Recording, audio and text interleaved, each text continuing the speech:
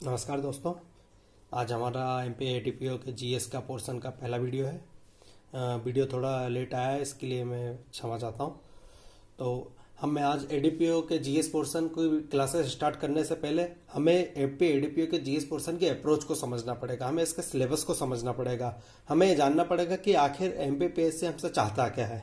क्योंकि सिलेबस जो है उसको आपको उतना उस तरीके से नहीं पढ़ना जिस तरीके से आप पहले पढ़ते आते थे, यानी बहुत सारा नहीं पढ़ना है, इसमें बहुत लिमिटेड पढ़ना है, बहुत कम पढ़ना है और उससे ज़्यादा क्वेश्चन हमें कवर करना है।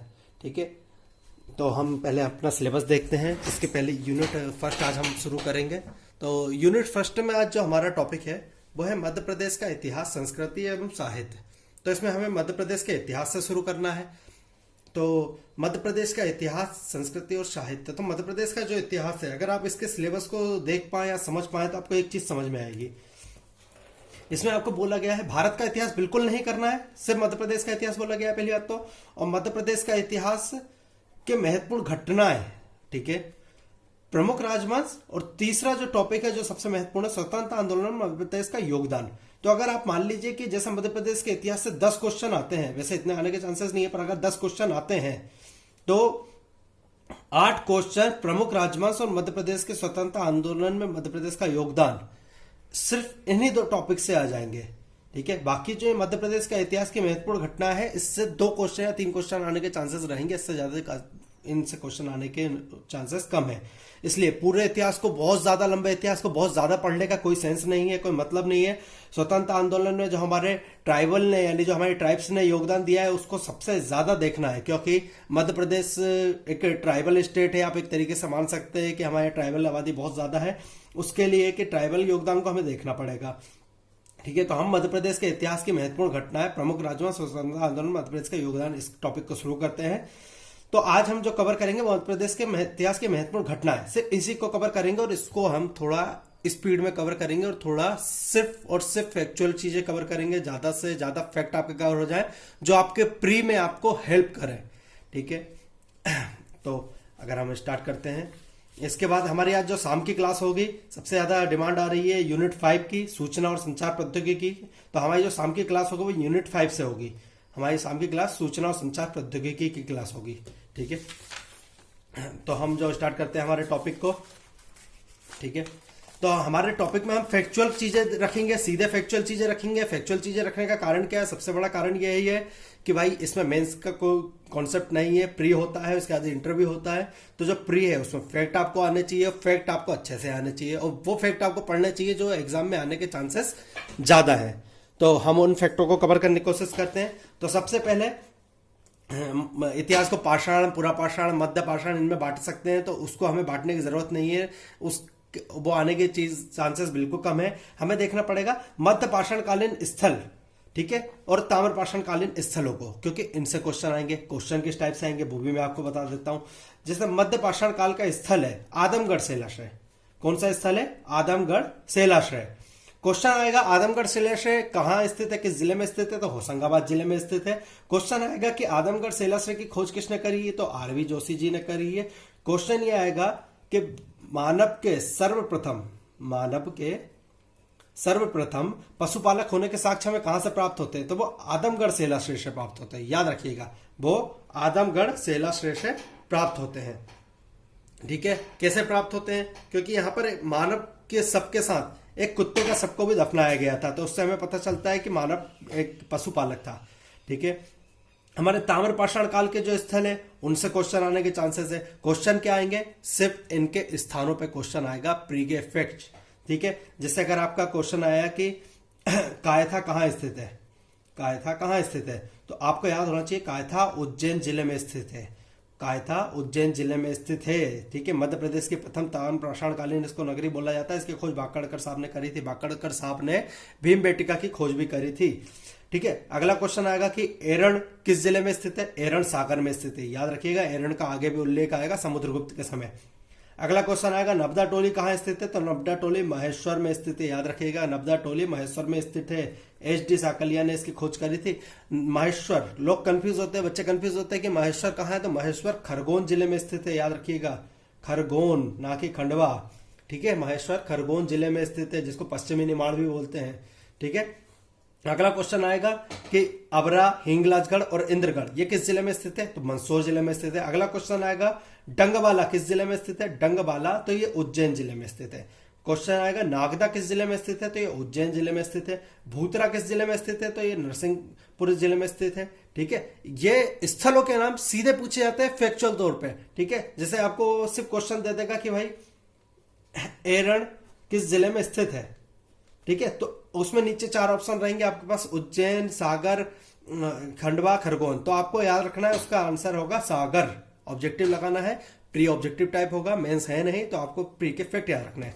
ठीक है, अगला हम देखते हैं ऐतिहासिक काल से बहुत कम क्वेश्चन आने के चांसेस है, पर जो महत्वपूर्ण चीजें हैं, जो कुछ चीजें हैं जिनके आने के चांसेस है वो हम देख लेते हैं। ठीक है, जैसे महेशमती नगर की स्थापना किसने करी? तो हेहई शासक महेशमत ने। क्वेश्चन आएगा महेशमती नगर की स्थापना किसने करी? तो हेहई शासक महेशमत ने। ठीक है, इसके बाद ये क्वेश्चन आ सकता है कि रेवा नर्मदा नदी का एक और नाम है रेवा, या पूर्व नाम रेवा बोल सकते हैं। तो नर्मदा नदी का नाम जो रेवा नाम था उसको नर्मदा में किसने परिवर्तित करा? तो इक्ष्वाकु वंश के पुरुतकुश ने। इक्ष्वाकु वंश के पुरुतकुश ने क्यों करा? क्योंकि इसका विवाह नागवंशी राजकुमारी नर्मदा से हुआ था, तो इसने अपनी पत्नी के नाम पे रेवा का नाम नर्मदा कर दिया। ठीक है, मंधाता नगरी की स्थापना किसने करी? बहुत महत्वपूर्ण क्वेश्चन आता रहता है। मंधाता नगरी की स्थापना करी है मुचुकुंद ने। मंधाता नगरी की स्थापना करी है इक्ष्वाकु वंश के मुचुकुंद ने। ठीक है, इसके बाद महाजनपद काल आता है। महाजनपद मध्य प्रदेश में 2 महाजनपद थे, चेदी और अवंती। ठीक है, पर महाजनपद से पहले थे छोटे छोटे जनपद। तो जो जनपद मध्य प्रदेश में स्थित है उनको याद रखना पड़ेगा कि जो पूर्व में जनपद थे उनको वर्तमान में किस शहर के नाम से जानते हैं। जैसे जो वत्स जनपद था वो वर्तमान ग्वालियर है, वत्स जनपद वर्तमान ग्वालियर है। दरसान जो जनपद था वो वर्तमान विदिशा है। अनूप जो जनपद था वो वर्तमान निमाड़ है। चेदी जो जनपद था वो वर्तमान बुंदेलखंड है, खजुराहो भी बोल सकते हैं। नलपुर जो जनपद था वो वर्तमान नरवर शिवपुरी जिले में स्थित है। तुड़ीकर जो जनपद था वो वर्तमान दमोह है। अवंती जो जनपद था वो उज्जैन है। विराटपुर जो जनपद था वो सुहागपुर है, शहडोल जिले में है। ठीक है, बस ग्वालियर, दरसान, विदिशा, अनूप, निमाड़, चेदी खजुराहो या बुंदेलखंड, नलपुर नरवर शिवपुरी में है, तुड़ीकर दमोह है, अवंती उज्जैन में है और विराटपुर सुहागपुर शहडोल जिले में स्थित है।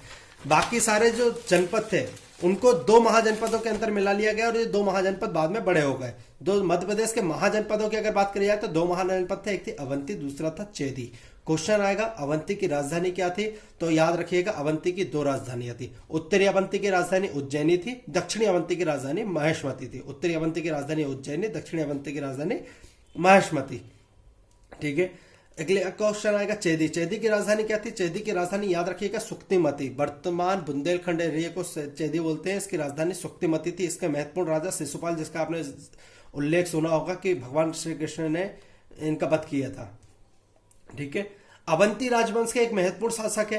क्वेश्चन आया है एमपीपीएससी में, पूछा गया है कि चंड प्रगोत कहां का शासक था? तो याद रखिएगा चंड प्रगोत अवंती का शासक था।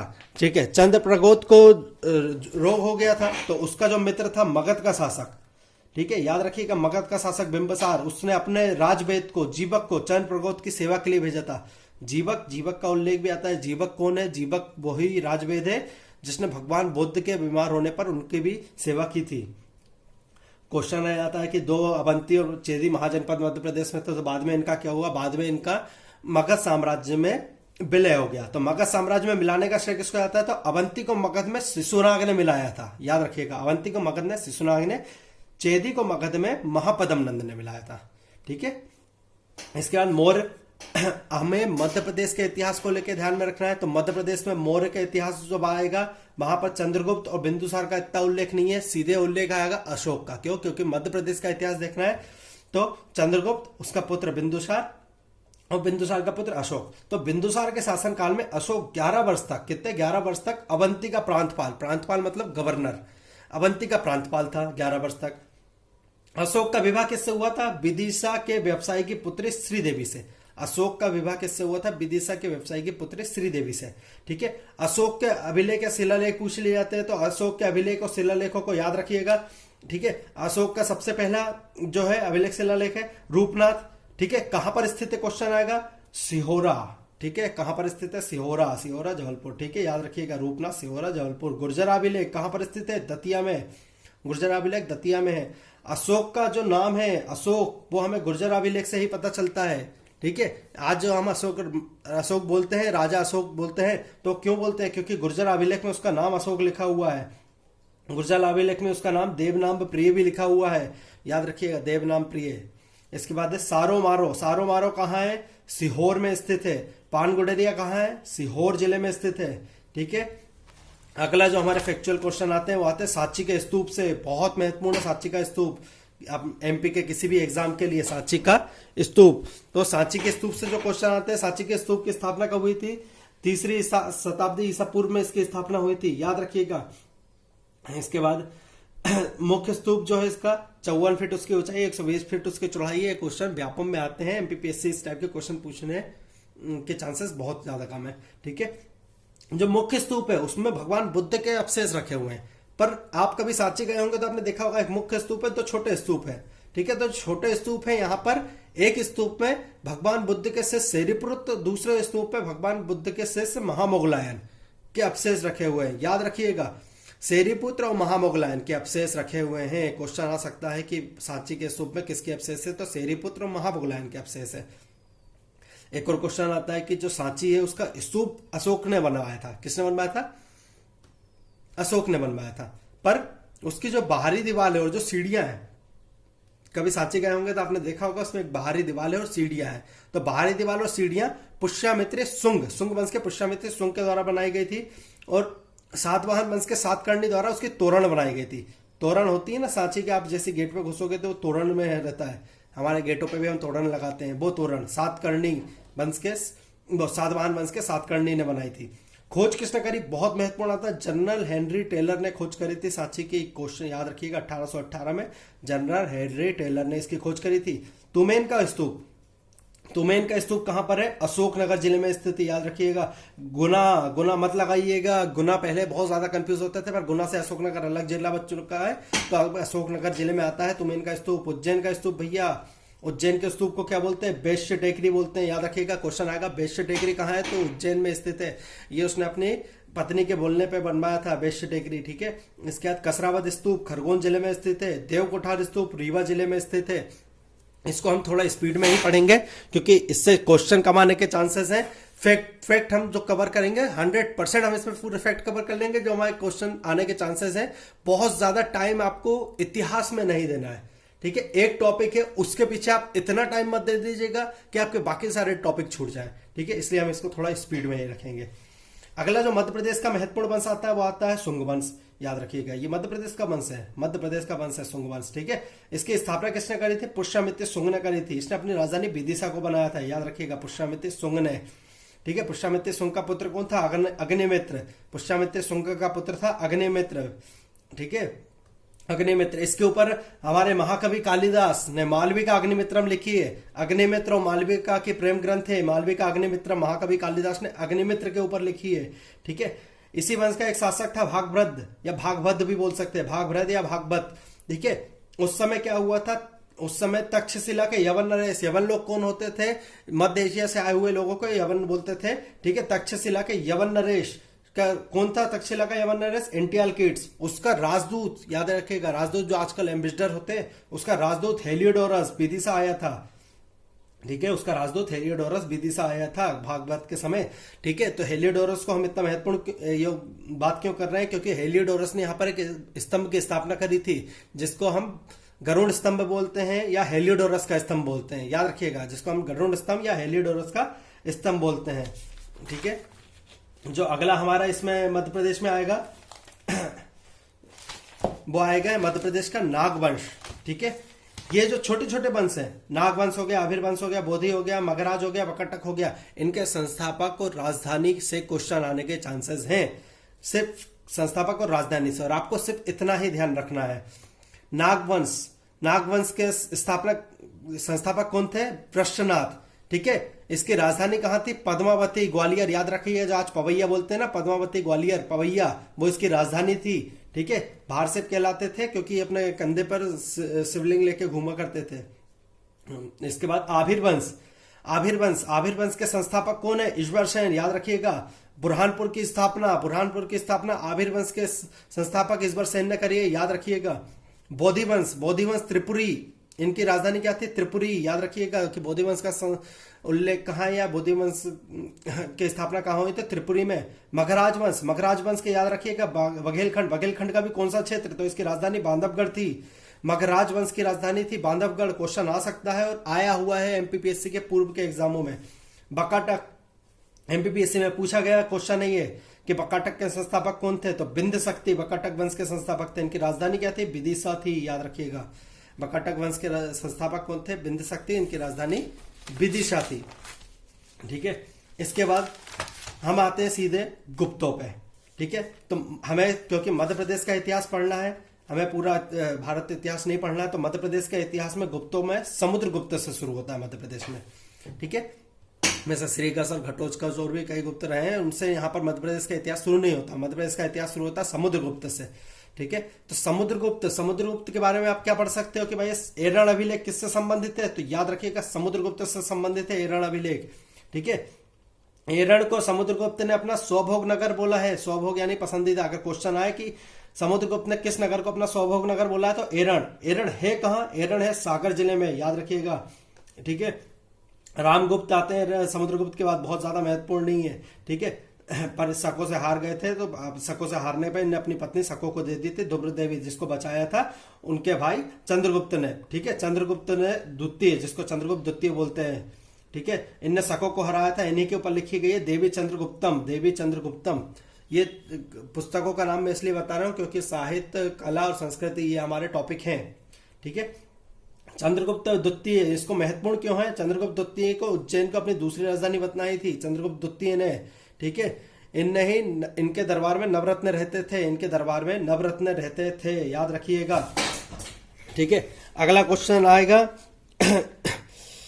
ठीक है, गुप्तों के मंदिरों से क्वेश्चन आने के चांसेस बहुत ज्यादा हैं। गुप्तों के मंदिरों से क्वेश्चन आने के चांसेस बहुत ज्यादा हैं, तो आपको उसको देखना है। तो गुप्तों के मंदिरों में सबसे पहले याद रखना तिगवा का विष्णु मंदिर कहां पर है, किस जिले में स्थित है? जबलपुर में, याद रखना। तिगवा का विष्णु मंदिर जबलपुर जिले में स्थित है। अजयगढ़ का नचना कोठार मंदिर पन्ना जिले में स्थित है, याद रखिएगा। अजयगढ़ का नचना कोठार मंदिर पन्ना जिले में स्थित है। ठीक है, बाघ गुफा चित्रकला, बाघ गुफा, क्वेश्चन आता है कि बाघ गुफा किस धर्म से संबंधित है? तो बौद्ध धर्म से संबंधित है। किस काल की है? तो गुप्त काल की है। ठीक है, इसका नाम बाघ गुफा बाद में रखा है।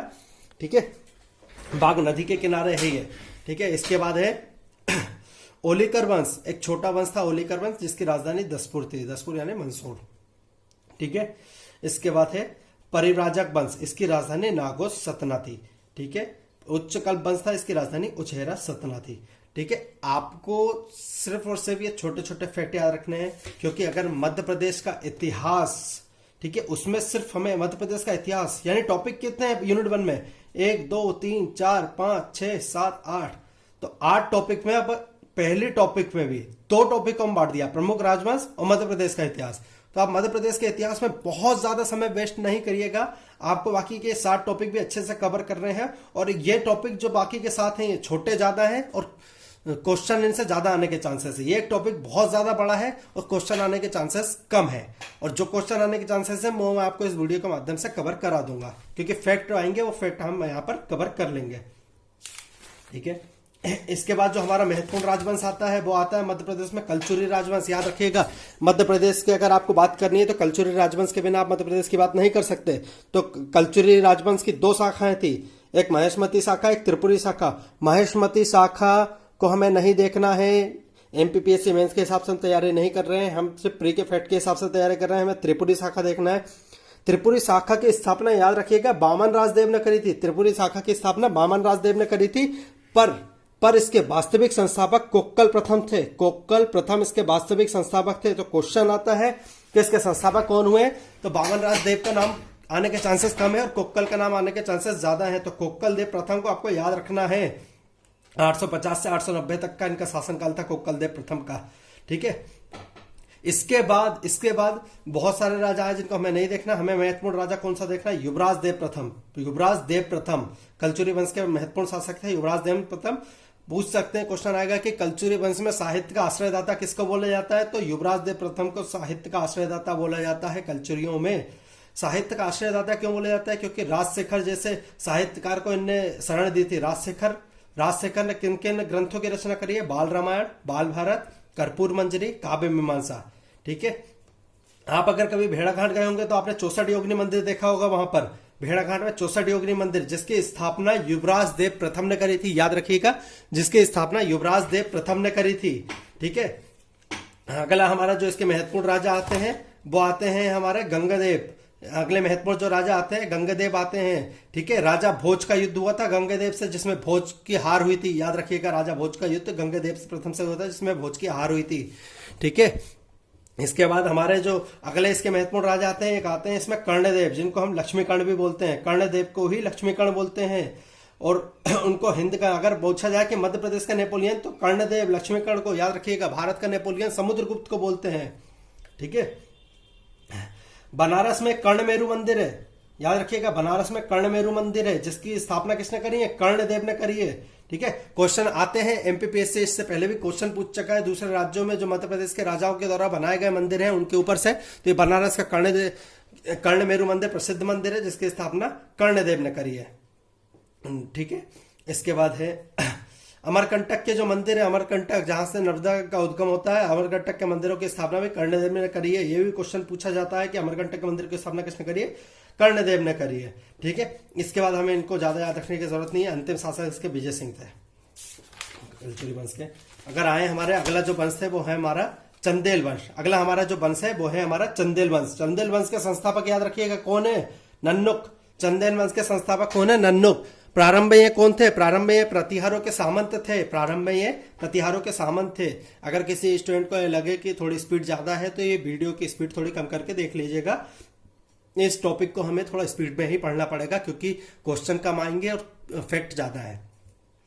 प्रारंभिक राजधानी इनकी महोबा या कलिंजर थी। ठीक है, इसके बाद आता है इनके जयशक्ति। जयशक्ति याद रखिएगा, अगर क्वेश्चन आया कि जयशक्ति किस वंश से संबंधित थे तो चंदेल वंश से संबंधित थे। जयशक्ति के नाम पे जेजाक या जेजा भुक्ति याद रखिएगा। जयशक्ति के नाम पे ही जेजाक भुक्ति, बुंदेलखंड क्षेत्र को जेजाक भुक्ति बोलते हैं। क्वेश्चन आ सकता है कि जेजाक भुक्ति किस क्षेत्र को बोलते हैं, तो बुंदेलखंड क्षेत्र को बोलते हैं। वो किसके नाम पे पड़ा है, तो जयशक्ति के नाम पे पड़ा है। और जयशक्ति किस वंश से संबंधित है, तो चंदेल वंश से संबंधित है। ठीक है, इसके बाद इस वंश का अगर महत्वपूर्ण राजा देखें वो है राजा धंग। इस वंश का जो महत्वपूर्ण राजा है वो है राजा धंग।